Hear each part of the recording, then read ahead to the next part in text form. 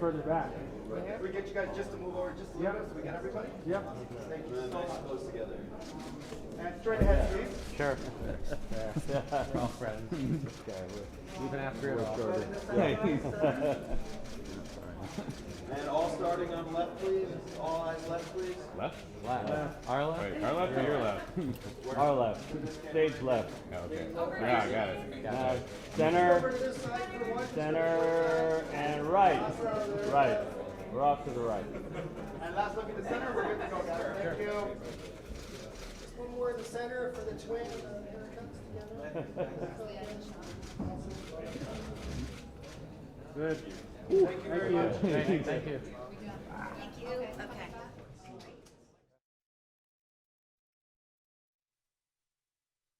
It's now my great pleasure to welcome the cast of the film Looper, Argo, Spring Breakers, Cloud Atlas, Hotel Transylvania. Silver Linings Playbook. It just feels like a real film festival for the community.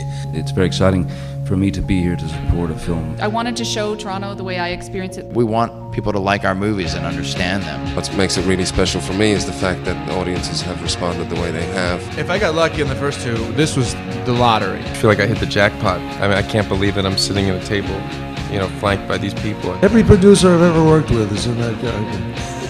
And a couple I invented. You have to be faithful to what they really were. But I certainly wouldn't, deign to think that we are godfathering anything. I do. And that's why he's got the beard. Well, it's a nice thing the press have ever done. I was really happy to find out this is where we were coming. I said, I'm in. The festival of the people who live here. That was amazing.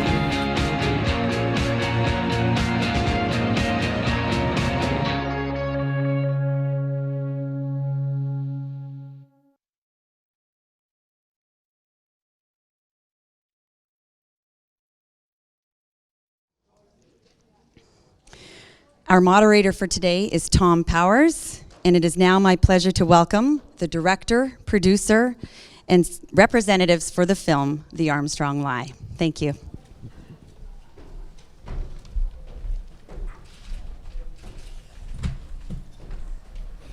Thanks very much. So I'm going to, let me just give some brief introductions here. At the far end, we have Frank Marshall, who is the producer of The Armstrong Lie. You certainly know Frank's career as a producer for Steven Spielberg and so many other great films. Closer to my documentary heart, Frank directed an ESPN documentary in the 30 for 30 series called Right to Play a couple years ago. Next to Frank is Bill Strickland, author of the book Tour de Lance and editor-at-large for Bicycling Magazine. Next to Bill is Jonathan Vaughters, former cycling teammate of Lance Armstrong. Next to Jonathan is Betsy Andreu, the wife of Frankie Andreu, a cycling teammate and of Lance Armstrong. Betsy Andreu, many of you know, especially if you've seen Alex's film, was an early and outspoken critic of Lance Armstrong. And then to my left is Alex Gibney, the director of the film, who has been to TIFF with so many other films, including Client 9, Mia Maxima Culpa, Last Gladiators, etc. So I want to start with a question to Frank Marshall. Frank, as I understand it, this film had its origins because you were exploring a fiction project about Lance Armstrong. Can you talk about how that moved into a documentary? Sure, that's correct, Tom. I was on the United States Olympic Committee, the USOC, for all of the 90s and into the 2000s, and I sort of became the go-to Hollywood guy if you had a story about an Olympian. And also on the committee with me was Bill Stapleton, an Olympic swimmer who happens to also be Lance's agent and lawyer at the time. And he came to me because Lance had written this book, It's Not About the Bike. And I read the book, and I certainly thought it could be a movie. And I did know that there was an executive over at Sony, Matt Tolmach, who was also a co-producer of the film with Alex and I, who was a big cyclist, an avid cycling fan. In fact, when Stapleton first met him, he said, "Let me see," and he pulled up his leg and to make sure his legs were shaved. So he said, now, yeah, I believe you're a writer. So anyway, Matt and I bought the book together for Sony. He was an executive at Sony at the time. And we developed a narrative film. I got a couple of scripts, and as often happens, these things get done and don't go forward. So cut to after Lance retired in 2005, it kind of fell by the wayside. We had a couple of people interested, but we could never get it off the ground. And then when Matt and I, Lance actually called both Matt and I and said, I'm thinking about this comeback, and we said, well, we'd like to shoot it. If you do this comeback, we'd love to shoot it, and we'd love to make a documentary about it, and maybe that's what we can get going here at Sony, and we did, and kind of the rest is history. We found Alex, who also didn't know anything about cycling at the time, which we thought was good because we wanted a view of the sport and at that time the comeback that would reach a broader audience and tell them about cycling and how great cycling was, and so to look at it from that perspective. So Alex, let's get into that. You approached this project in 2009, which is really, it's a comeback story. What did you come away, after you filmed the 2009 race, what did you come away with, and why is it that you shot it in 2009 and we're not seeing the film till 2013? Well, this is a story really of two films, and the first one, we shot all of 2009, followed Lance all around. We shot every stage of the 2009 Tour de France, and in that film, you know, which had been called The Road Back, that was a comeback title, but it was also meant to suggest that the comeback was also a way of leading back, because even from the start, you know, I was certainly aware of allegations of doping. So, but nevertheless, the focus of that film was the 2009 comeback, to just follow Lance along that road and see what we saw. As we were just finishing that film in 2010, the scandal began to erupt. You know, first with Floyd Landis, then Tyler Hamilton, the federal investigation, so forth and so on.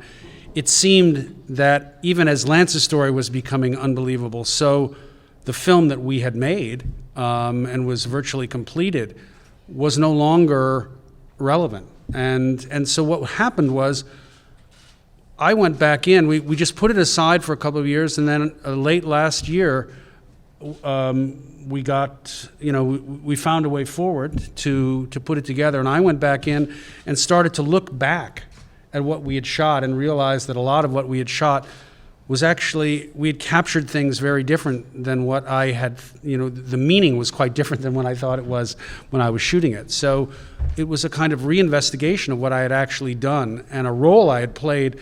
In a way, I felt like I had been used to some extent as a kind of, as part of a con.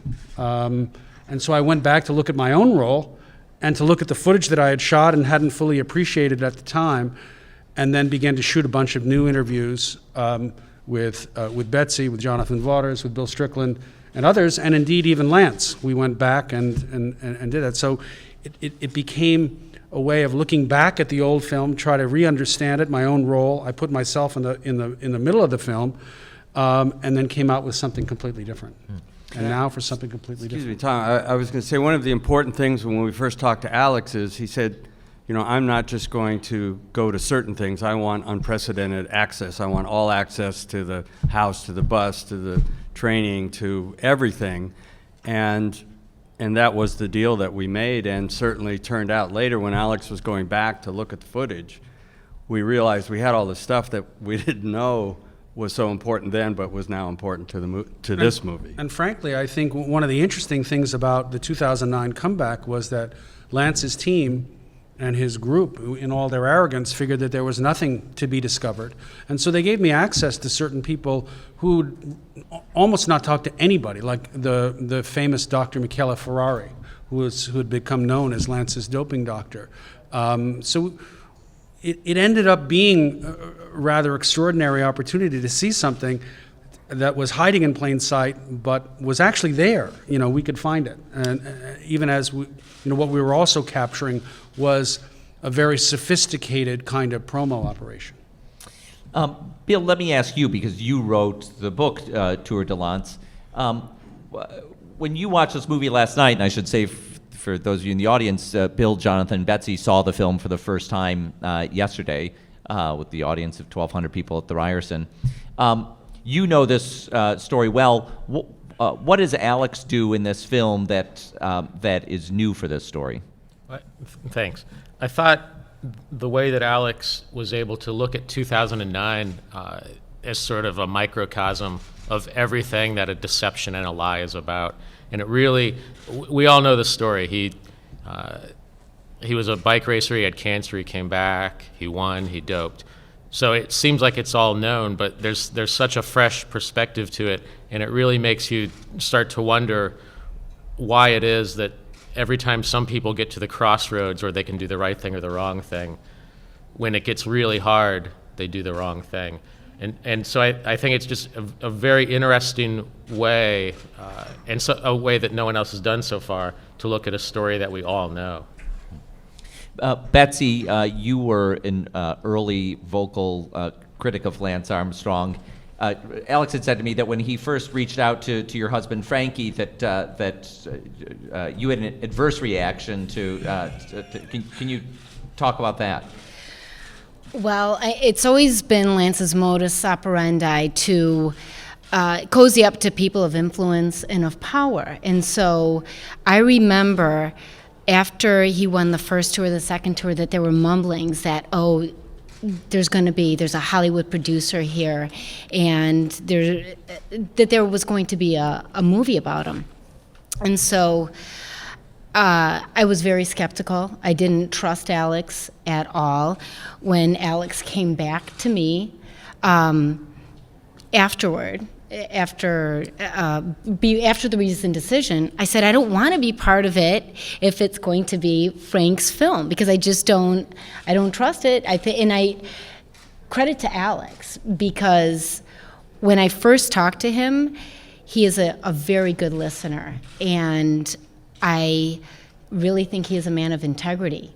And so I thought, like I said last night, there's two people who have immense power: Travis Tigert and Alex Gibney.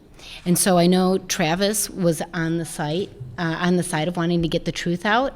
And so I trusted my guts, and I told Alex that I would cooperate with him. So we developed a relationship through the years, and I'm just grateful that Alex was a man of integrity and that he did want to get the truth out, and it was going to be a no holds barred.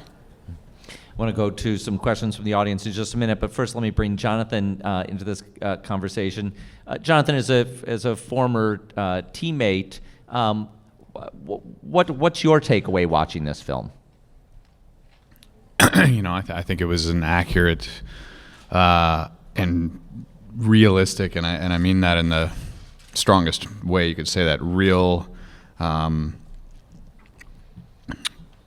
look at what cycling is on the inside, on the outside, and it showed the sport for the incredible, beautiful sport that it is, and it also showed the weaknesses and the flaws of the sport, and that was my takeaway. I'm ready to take some questions. Bruce Kirkland from the Toronto Sun. Yes, excuse me, as Tom said, Bruce Kirkland, Toronto Sun, Sun Media. And this is a question that I would direct to any of you, but start with Frank and Alex. And that's, as consumers of information, we think we know a lot about this whole incident already. So playing the devil's advocate, why make a film now at this point to add to the noise around it? In other words, what can you accomplish through this film so that we can be more enlightened about this story and why it's relevant to society? It's a good question. Though I guess, my partially flip response would be, if you're going to make a film about the Titanic, the Titanic hit an iceberg and you know that it sunk. Those are the facts of the matter. But the devil is always in the details. And I think in this film, the devil is in the details. And you see a number of things. I think you see a portrait of of an elaborate lie, in part because it was so grand and so big, and you see the mechanism of it, you see the anatomy of a lie. And I think, particularly with film, you know, when somebody is lying to you, and Bill in the film talks about the enormous power that Lance had to look you straight in the eye and said, "I've never doped." Not only that, how could you say that I, as a cancer survivor, would ever take performance-enhancing drugs? There's a certain power there. So looking at the faces, looking at the way people talk, looking at the way that all of this was reckoned with, it has a power that's, you know, that is the power of film that I think is very important. And it goes in after the noise to be able to look in the quieter moments for what we might have missed. I think also there is a power to the sport, and also, you know, in putting myself in the film, I had to reckon with the whole position of the fan's need for a dream, the fan's need for a kind of a perfect story, and Lance was the most perfect story of all. And in a way, the complicity of the fan and myself, and then the media and others in cultivating this story and protecting this story, even though, you know, if we were looking for doping, it wasn't like a few people knew about this. A lot of people knew about it, and there was a lot of, you know, Betsy and others had brought forward a lot of facts. So it wasn't about the facts. It was really about there was a kind of aura about this story that I thought was important to tell. Even as I was telling this sports story, which you can't separate the two. You can't say, oh, it's about doping. It's really not about doping. It's about something much more intangible, about what we look toward in the whole sporting endeavor. He said it all. It was fascinating for me too, as a filmmaker, to start one movie and literally get it finished. I thought it was ironic that Matt Damon was talked about to be the star of It's Not About the Bike way back in the early 2000s, and then he narrated our old film, and then we put it on the shelf. But we had all this footage, and we had all this access, and we really, you know, when the truth finally came out, we just thought we have to get that old footage because we have stuff nobody has, and we have to tell the truth. And that's what documentaries are all about. This may be the only time in history that I will ever replace Matt Damon as a performer. And if I can say, my reaction is a little bit different. I'm thinking, are you kidding me? Because the truth is important. There are those of us who spoke the truth from the very beginning. And it's not because I had something against Lance, but it's because the truth mattered. I firmly believe that's how he got his cancer. I think it sends a terrible message to children. We see that kids in high school, their parents are buying them performance-enhancing drugs. Shame on all of them. This is a lesson to be learned. It is a teachable moment. When you have the governing body, as Alex showed, so complicit, telling Lance how to get away with a positive so that it'll pass muster. You have the USA Cycling Federation, a big shame on them. You have the sponsors, you have the doctors, you have the fans, and you have the majority of the people in the media, which were complicit. They didn't care.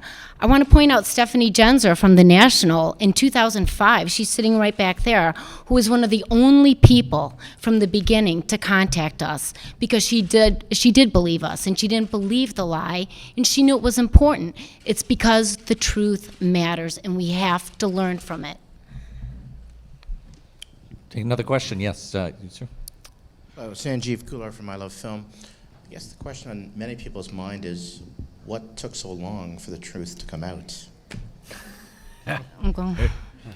I think that's a really good question. In a way, that's the mystery at the heart of the film, because if you go back, you understand that, you know, from the very first moment in 1999, you know, there were questions about whether or not Lance doped in that episode. So it started at the beginning, but I think what's interesting is there was a kind of general agreement that this story was so big, so important, so many people wanted to believe in this story. Jonathan talks a little bit about that in the film, that there was a kind of willful denial of anything that would interfere with that story, and Lance was very effective at using the enormous appetite for this story to great effect.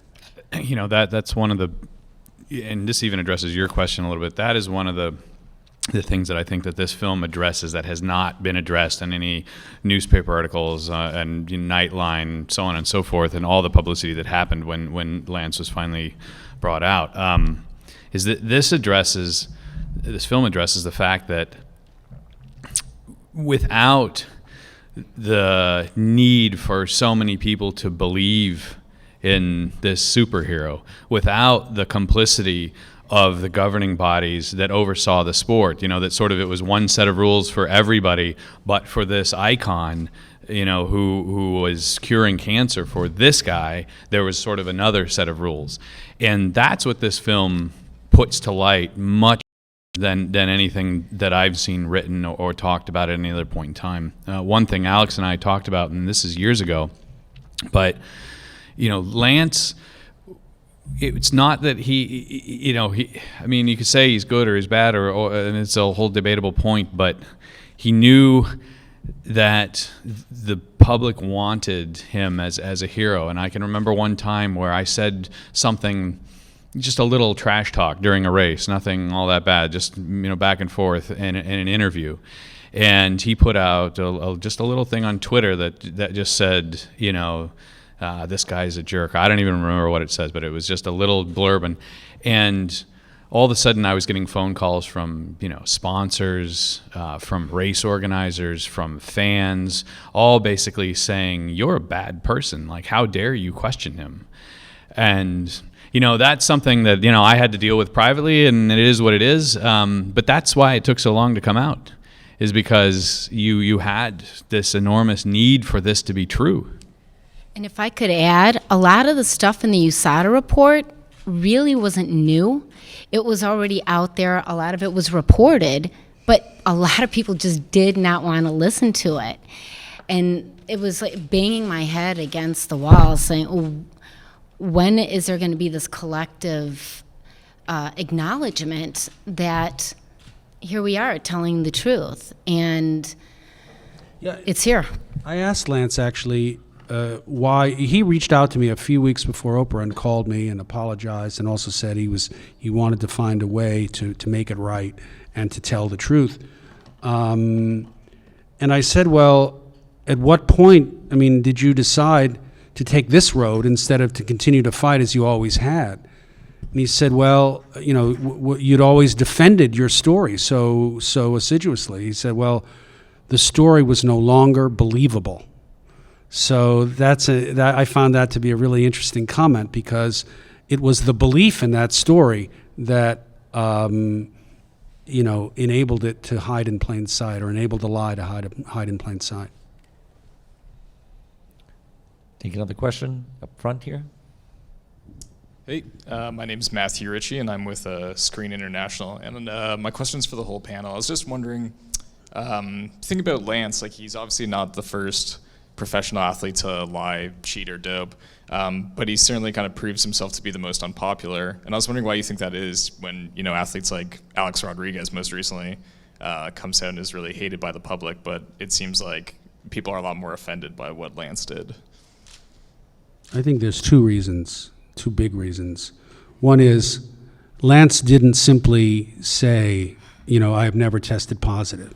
Going back to what I said earlier, he said, how can you say that I, as a cancer survivor, would ever take performance-enhancing drugs? That was a way of taking the nobility of what he was doing in terms of trying to fight cancer and making millions of cancer survivors all over the world complicit in that line. So their very hope that they looked to him for was tarnished. And so for a long time, even despite all evidence to the contrary, cancer survivors believed in Lance and believed he was telling them the truth despite all evidence to the contrary. And finally, it was revealed to them that actually he was lying. So that was a terrible betrayal, I think. I think the other thing was that this is not really a story about doping. It's a story about power. And Lance abused his power. He had enormous power as a celebrity. And in order to attack people who were telling the truth, like Betsy, he went after them, and went after them hard. And I think, when people see in retrospect that somebody abuses their power to go after people who are trying to tell the truth, well, I think they're deeply offended by it. Yeah, that's, just from the perspective of a witness in this whole thing. I was a former professional rider. I was on U.S. Postal Service. I also doped. And for a long time there, I was scared to speak about it because I knew that it was, that the legend was larger than I was, and I was just, some guy who used to race a bike. But what changed that, what made me eventually step forward, was a feeling of injustice, not about the doping, but about the abuse of power. I watched people who I was in contact with, like Betsy, like her husband Frankie, like Floyd Landis. I watched these people just get absolutely railroaded to the point where they were basically unemployable, in public, because their images had been just scattered and crushed. And it just came to a point where I couldn't sit back anymore and watch them get torn apart. And I remember you and I, we used to, Betsy and I, and a couple others, it was like we had these little secret support groups of just okay, well, I'm probably going to get fired tomorrow, or it looks like something because I actually did this interview, or we actually spoke about this publicly, and we were just waiting to get crushed. And that's it. We can all name hundreds of professional athletes that have doped at one point or another, but when it gets to the point that it's really, really hurting people, then it's gone too far. And from the fans' perspective, when Lance came back, it wasn't I'm coming back to a bike race. It was Hope Rides Again. And so people were invested in an enormous emotional and even spiritual way with this guy. And to have that sort of turned around on people, I think that's what makes what he did particularly odious. It wasn't about a game or a sport or even a yellow jersey. People were really invested in a big way in matters of life and death. And there were people who were fighting cancer who had believed in this guy, who the next day had to find out that, well, no, actually it was all a fraud. It wasn't real. So I think that's what makes it really distasteful to the world at large. There are very personal reactions to it, but I think what the movie really does well is shows the spread of how popular he was and how he became bigger than the sport. And the higher you fly, the harder you're going to fall when you finally go. Hi, Chris Michael from The Guardian. I'm wondering, I guess maybe it's a question for Jonathan, but how big do you think Bradley Wiggins' victory is for the sport? That's a lot out of left field. Bradley Wiggins in particular, not Chris Froome. Oh, yeah. No, listen, I think that, I think the sport as a whole has made a lot of progress. It's my hope and belief, but then we're back to that word belief again. That we've seen much fairer competition in cycling. I think Brad, from everything I know about him, is a, he's a great guy that I think he grew up in a time where doping was starting to be seen as contemptible as opposed to acceptable. And kudos for cycling to have the ability to kind of dig in and deal with. Again, it's not cycling as a whole. It's guys like Alex, people like Betsy, especially, who made the decision to take the hard steps to actually open up an environment where the Tour de France is a changed game, and it's our hope that going forward that the sport is able to learn from these lessons and become credible and live up to the beautiful potential that it has. It's been interesting that for a while now cycling has been seen as the dirtiest sport. What I think it's the first sport to really clean up. And so what I would say to fans, true fans of other sports, I would just say, hang on, because you're getting ready to go for a ride in the next few years, because we're gonna get to all of them eventually. This is not particular to cycling, although cyclists are very, very good at it. Let's go to the back. Hey guys, Blake Dillon from Chill Media. I was just wondering, you keep referring to it as almost two separate movies. As filmmakers, were you discouraged or violated or anything, or were you excited at the opportunity to kind of continue the story? It was more like, once the story had started, I wanted to see it through all the way to the end. And it took a radical twist and turn, because the story that had become, that was so widely believed was now unbelievable. And I had to look at my own role in that, and examine that back to the beginning and retrace my steps. So it wasn't so much, I think I never questioned the idea that I would keep on going.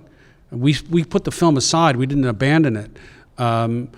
It was just, it was the idea that the story had changed, and the job was to follow it, but now to follow it in a very different way, and also to examine what we had done in the beginning. So that may have been the most interesting part, was to retrace my own steps, even as I looked at the story in a completely new light. Were you excited to do that, though? Or was it discouraging a little bit to have to kind of go back, start over? It was starting over, and yet at the same time, I felt it was like on a journey, because we didn't throw out everything that we had. As Bill talked about earlier, we still ended up using the experience of 2009 as a lens to look at this larger story. So everything that we had seen hadn't been lost. It was a way of just kind of taking a moment and looking back at what we had and and exploring it in a different way with new eyes. So was I excited? Or was I disappointed? I felt it was a challenge that I was really up for, and actually the story became far more intriguing. And frankly, maybe I got back on more familiar territory, because I had certainly, if you look at a film like Enron or something like that, I mean, this story ironically has certain parallels to a film like Enron. And I kind of got back to that story at the end of the day. Yeah, I wouldn't say we were excited, but we were kind of thrilled by the challenge. And it was a fascinating turn in this movie that had been one thing, and then we had to go out again and convince people to talk to us. I mean, Betsy wouldn't talk to us at first, and Alex explained what the movie, because we were perceived as the puff piece, right? Yeah. Yeah. We wouldn't even let them film us at the time. Yeah, We actually specifically forbade them. You notice I didn't obey you. I filmed you anyway. But, but for example, Travis Tigert, who runs USADA, would not talk to us. Still. So it was a real challenge, but a challenge that we loved, and we're happy to. It was funny to go from inside the cordon, because actually if you look at the images of the film, you'll see that Lance's team bus, unlike all the other team buses, was surrounded by a kind of a fence, a cordon, to keep people out who were 9, 10 deep. And we were always on the inside, and there was a lot of resentment from the people on the outside to those of us who were on the inside. And it was interesting being in the bubble, but it was a powerful notion, and I kept trying to go from inside the bubble to outside the bubble, and I found that a lot of people outside the bubble didn't trust me because I had been inside. But over time, we got to see the full perspective from both inside and outside the bubble, and that made it a much more interesting film. As a follow-up question to Alex and Frank, you started off in this journey, making a film that was more celebratory of Lance and an insider with Lance, and in the film, we see a kind of personal closeness that you have, a camaraderie that you have with Lance. Can you talk about personally going from that interaction to one of being so critical of him? It's a movie called The Armstrong Lie. That's a tough position. I had to reach out to Lance and tell him that the film was going to be called The Armstrong Lie. So, I had to confront that, and I had a relationship with Lance, but the nature of the relationship changed. It inevitably became more honest and more forthright, but it's still a difficult thing when you have a relationship with somebody like that, and you know that the position is going to be more adversarial, and yet you're asking them to continue to talk. Actually, I said he owed it to me. You have to at once be a good listener, but also be forceful about expressing, where you're at, so that you don't feel like you're trying to deceive somebody by pretending you're their pal and you're a friend. You're going to always reflect their point of view, but to assure them that you will listen to what they have to say. I think that was big. I know that, over the course of time, Bill Strickland was also in this position where Lance would reach out to him from time to time and talk to him about what he might do or might not. It's a tricky position to be in, but I found that it was important to reckon with it honestly. It was odd.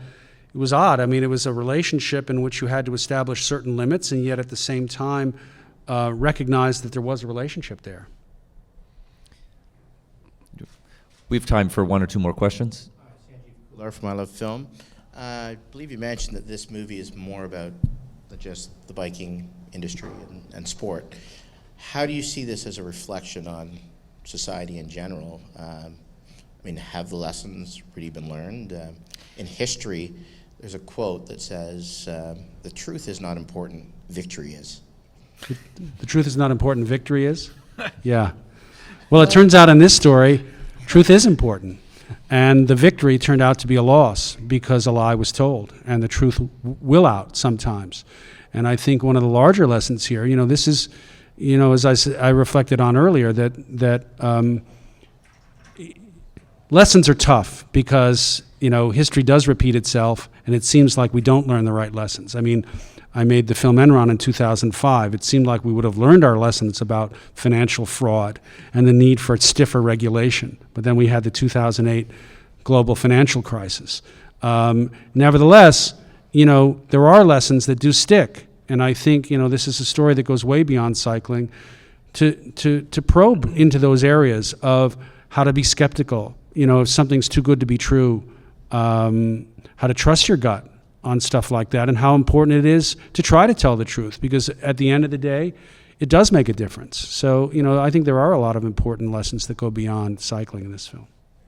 And if I can chime in, there's quite a few lessons to be learned here, and on a personal level, if you want to see if you can trust somebody, see how they conduct themselves with the people in their personal lives, because that says a lot about the person who they are. I don't think money and power corrupts somebody. I just think it brings out the person that's really there. And it doesn't matter, from my perspective, if it seems like I was just at one time one woman against an empire. I was just a stay-at-home mom. And, I shouldn't say just, because it's a big job. But it was, at times it was consuming, and it seemed like it was my job. And just a few months ago for Career Day, my son, who's in 8th grade, said, why don't you go in as a, working for USADA? And I said, because I don't work for USADA. And so, but that's what the perception was. So Frankie's story and my story, it's a story of redemption. Frankie did something wrong. He never got on Lance's doping program, and when he said no, he paid the price for it, but he ended up doing the right thing, even though it cost him, and it's standing up to the bully. And even though one man with courage makes a majority, and if you stick to your guns, and if you're resilient and stubborn and tenacious, and with a lot of prayer, hopefully it'll come out your way. So the truth matters. The truth matters, and stand up to the bully. It'll eventually, hopefully, get better. There's no other questions there. I want to kind of wrap up with one final question. What are the questions still to be asked about this story that any of you on the panel would still like to ask someone or get out there? I mean, the big one that Alex was able to touch on, but I don't think has been fully addressed, is, the systemic problem of the governance of cycling. And it's, Lance was literally allowed to have a set of rules that was unique to him. And that, did he abuse that? Sure, he abused that. But in a way, you know, the adult, the parent in this situation should have been the people running the sport. And what they chose to do was to basically take the best financial path as opposed to the most ethical path. And it repeated itself over and over again, all the way up until the last minute, where, you know, they were still fighting the U.S. Anti-Doping Association about who had jurisdiction over this case, trying to, you know, which they'd never done before. It was one set of rules for this person because he was such an icon. It was another set of rules for somebody else. And to me, that is, because what happened to Lance, there's a lesson to be learned, but if we want a lasting change as a result of all this, that's what has to change. And the way governance, and this goes into governance of, you know, politics everywhere, of governance of your town, of your country, of those issues have to be explained. We have to stop incentivizing cheating. And that's something I think that's everyone's responsibility, and certainly the people that are governing people, that it's their responsibility. Yeah, I think, you know, in many ways, this is a film about the ethic of win at all costs. And, you know, I think that's in sports, and sometimes we admire it in sports, sometimes we admire it in business. And yet then when we face the ugly truth about the downside of that, we're surprised or appalled. But it's part of the same package. So, you know, that I think writ large is you know, remains a question, which is how will we continue to look at this whole ethic of win at all costs? Is that something we admire, or can we really imagine a world in which winning is not always the most important thing? And also, as Jonathan pointed out, about the governing body, we saw Alex has Lance on tape saying that the president, the person who was in charge of drug testing Lance, was telling him how to get away with a positive. Explain that. And of course, he's going to lie about it. And then we have his handpicked predecessors wanting to hang on to that power. But we also have the 2009, the 2010. Lance says he intended to be clean. What does that mean? I think we will see that he was also lying there. I think, what about the questions of Livestrong lobbying Congress to just defund USADA? And also, Lance wants to redeem himself. Everybody should be given a second chance, but how many second chances? What has he done? Why is he still hanging on to his medal from the IOC? Why? They asked for it back. They asked for it back. Today. He still hasn't given it back. Yeah. What has he wouldn't even meet with me just to look at me eye to eye, just as a show of humanity. So you can say something, but then follow it up with action. So there's still, it's not over, and I think Alex's film is just, it's very, very good, and it opens up a lot more questions that people are going to be asking. For those of you who want to dive deeper into the questions around documentary filmmaking, the next 2 days, Tuesday and Wednesday, we have an all-day doc conference going on over at the Glenn Gould Auditorium. Alex Gibney will be there tomorrow at 11:30.